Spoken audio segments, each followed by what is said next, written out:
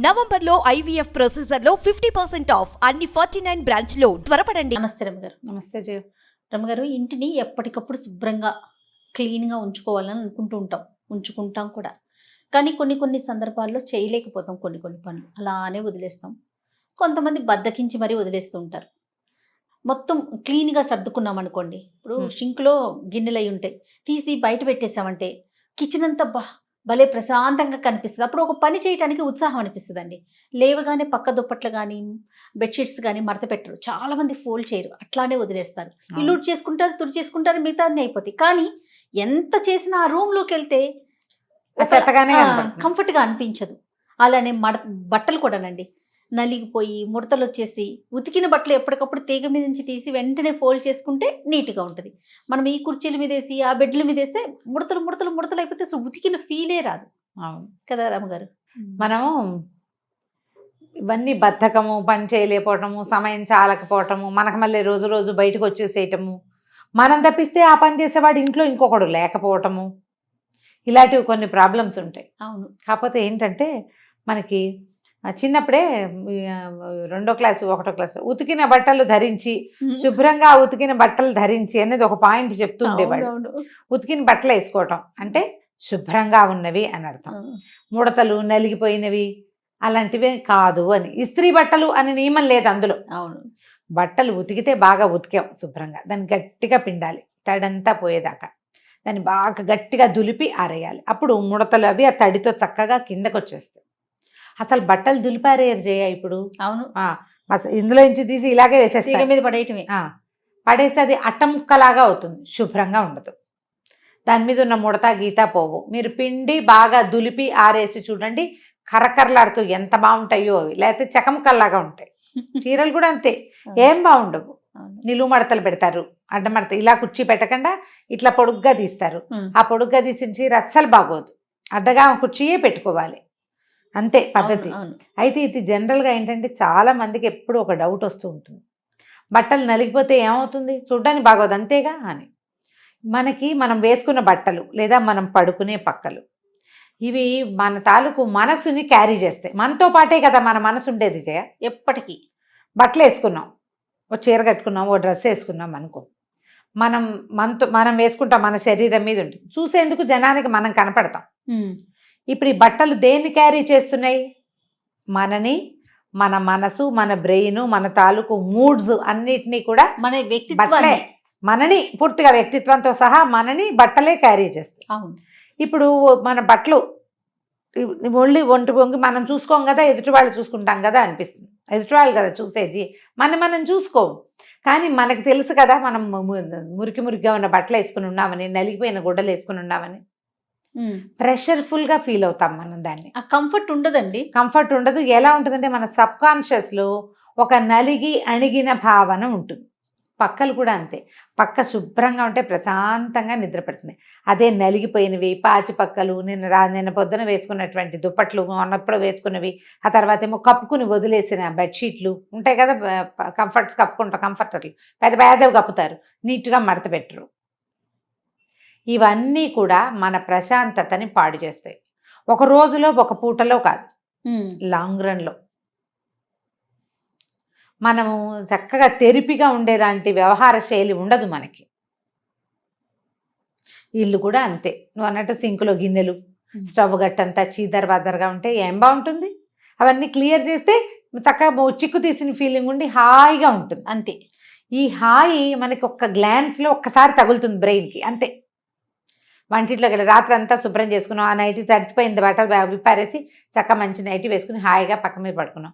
పొద్దున్న లేచి బ్రష్ చేసుకుని వంటింట్లోకి రాగానే వంటిల్లు తెరిపిగా ఉంటే ఒక చిక్కు తీసిన భావన మనకి 1 సెకండ్ వస్తుంది జయ.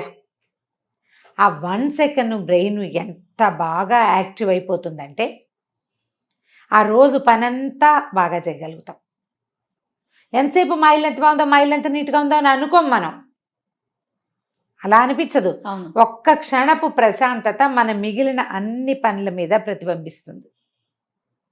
సోఫాలు నీట్గా ఉండటం, పేపర్లు పేపరాయి దెబ్బరాయి కాకుండా ఒకదాని మీద వేసి చక్కగా నీట్గా పెట్టడం, బల్లలన్నీ దుమ్ములు లేకుండా ఉండటం, డైనింగ్ టేబుల్ తుడిచి ఉండటం, టేబుల్ మీద గ్లాసులు, స్పూన్లు అవి ఇవి అలా పెట్టేయకుండా ప్రాపర్గా పెట్టుకోవటం, చాలా సామాన్లు పెట్టుకుంటాం డైనింగ్ టేబుల్ మీద.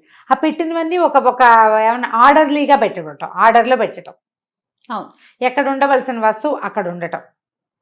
దానివల్ల ఏమవుతుందంటే బుద్ధికి ప్రశాంతత వస్తుంది.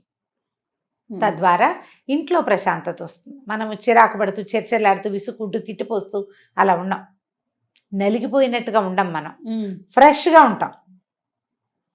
ఈ ఫ్రెష్నెస్ని సాధించాలంటే ఒళ్ళొచ్చి పనిచేయాలి, అంతే. దానికి అదే మార్గం. ఎవరు చేస్తారు? లేకపోతే ఇప్పుడు ఏం చేయొచ్చు అంటే మనం భర్తని పిల్లల్ని భాగస్వాముల్ని చేయండి. ఎవరి బట్టలు వాళ్ళకి మడత పెట్టి మీ బట్టలు మీరు సర్దుకోవటం అలవాటు చేయండి. మా ఫ్రెండ్స్ ఒకరు ఉండేవారు, ఆయన బట్టలు ఆయనే సర్దుకుంటారట, వాళ్ళ అబ్బాయి బట్టలు కూడా ఆయనే సర్దుతారు, టవల్స్ అన్ని మడత పెట్టి ఆయనే పెట్టుకుంటారట. నువ్వు బాగా సర్దవు, నా ర్యాక్ నేనే సర్దుకుంటానంటారట. ఆయన ఎంత బంగారు కొండో అనుకుంటా గుర్తొచ్చినప్పుడల్లా నేను. ఆయన బట్టలు ఆయనే పెట్టుకుంటారు. ఐరన్ చేయించుకోవడం కూడా తన ప్లాన్ ప్రకారం ఆయనే ఐరన్ చేయించుకుంటారు. ఐరన్ అబ్బాయి వస్తాడు, తోవి బట్టలు తీసిస్తారు, ఇస్త్రీ చేసే అబ్బాయి వచ్చినప్పుడు ఆయన ఫలానా వివు అని చెప్తారట. ఎంత బాగుంది, సూపర్. పిల్లలకి అలవరచండి. లాగులు వేరేగా పెట్టుకోవటం, చిన్న చెడ్డీలు ఉంటే అవి వేరేగా పెట్టుకోవడం, షర్ట్లు వేరేగా పెట్టుకోవటం.